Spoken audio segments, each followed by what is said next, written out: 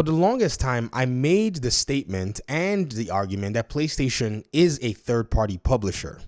Now, a lot of the people who push back against that argument, they've stayed silent because the reality has dawned on them that no one was actually, in a sense, accepting their nonsensical responses to that, because they said, well, they're not a third-party publisher because they don't publish their games on other consoles. Well, Lego Horizon Adventure kind of threw that out of the window because, the game started out basically day one on the Nintendo Switch, did not even go to PS4.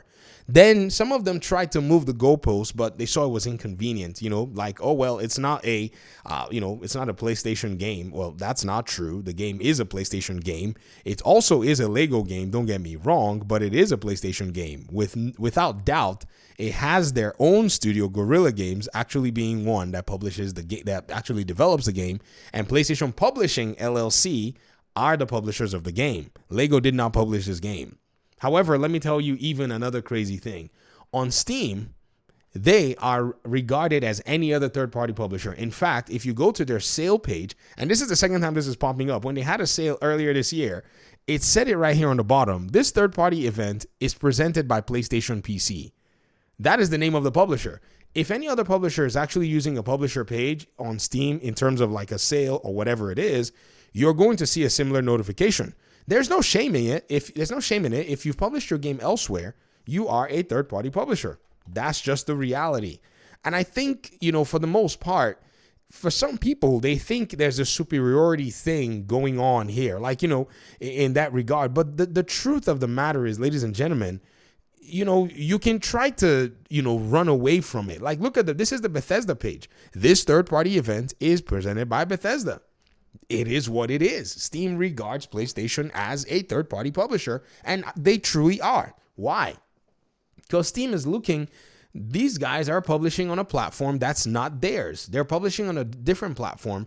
They could publish on their own platform. All of these people publishing on PC have the propensity and the capacity to create their own stores and their own launchers. EA has their launcher. Ubisoft has their launcher. Rockstar has their launcher. But they've decided to go to Steam, who is also a developer and publisher, to publish on their own platform. Some of you didn't know that. I've seen a lot of people try to argue and say, well, Steam does not make games, or they're not in the business of making games. That's not true. Steam, basically made the Half-Life games, Valve, that's their parent company, and Deadlock, which is a game that is coming, I think it's coming pretty soon or is already here.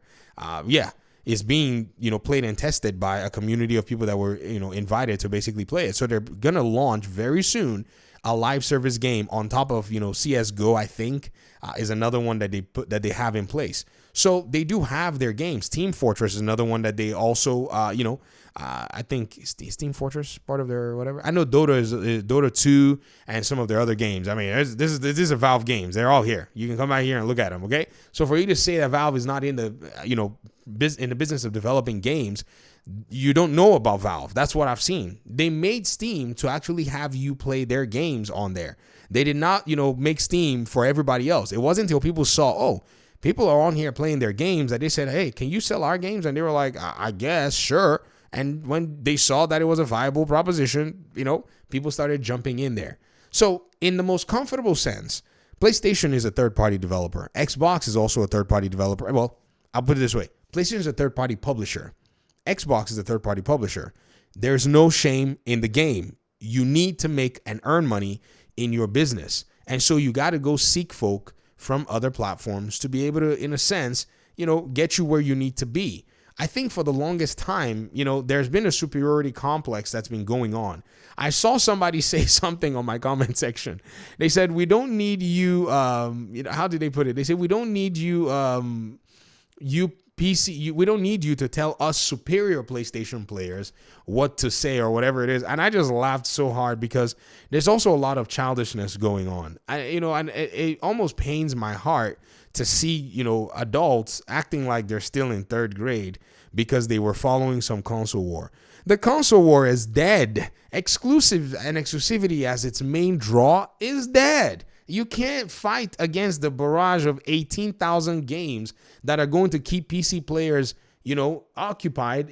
See, guys, even if we don't play these games, the time we spend looking through the Steam store is going to prevent PC players from going to go buy that console.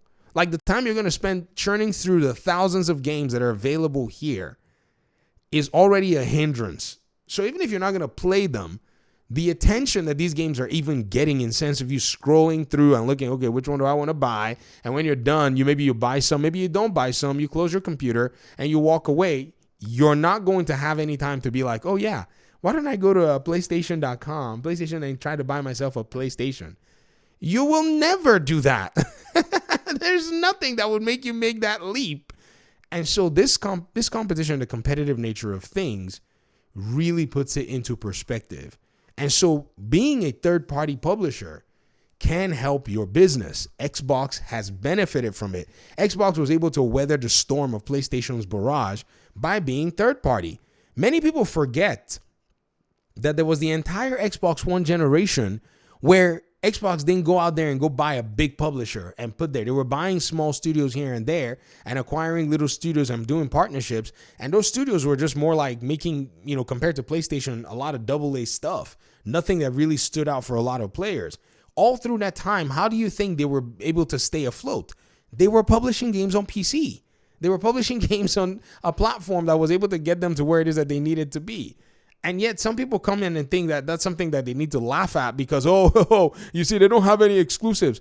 That's how they stayed afloat enough to then, one day Satya was like, let's go in.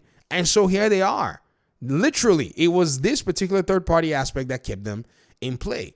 And PlayStation, in my opinion, is not ready for it. They're basically doing all of this stuff. And to me, it just feels really whack. I promise you, I think it's the wackiest thing I've ever seen. Coming on the Steam platform and requiring people to go ahead and make a PlayStation account is not going to bode too well for you, especially you being the underdog. And yes, I said it. PlayStation is the underdog on the PC platform. By continuing to do these things, it puts itself in a precarious position, especially when it is aware of the number of games out here. There are indie studios that have put out AA studios. Let's put it that way, right? Like, what's their name? The ones that made Vampire. That Focus Interactive. Yes, they make a lot of AA games. Is that Focus that does? Yeah, Focus Entertainment. Focus Entertainment look at the number of games they have on Steam. Like, and PlayStation is the underdog when it comes to publishing here. So if the conversation is about, PlayStation coming in here and putting their games, they have a long way to go. And these companies that have been here for the longest time have been able to cultivate fans for many years through their studios and so on and so forth. Even though at one point nobody really knew who they were. Even if at one point everybody was kind of wondering, okay, what value proposition do they have to offer? They were taking their time little by little. And now before you know what's going on, they are out here making a plague tale, making a, basically, raising some noise, making noise, and people know who they are. People are now buying their games. People are now, vibing with their, the games that are coming out of the studios that they support. And PlayStation wants to come in and push against this with sign in to a PlayStation account. See, I don't know, man. They might be successful with it. And, there might be enough people that are willing to actually overlook it.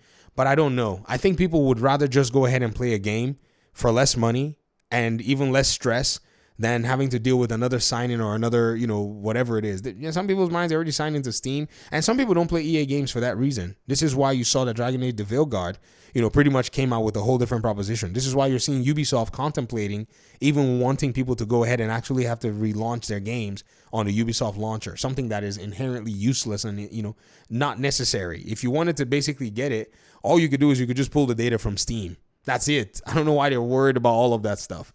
But it is what it is. I'm going to get out of your hair. I'd love to hear your thoughts in the comment section. What do you think about this, reality?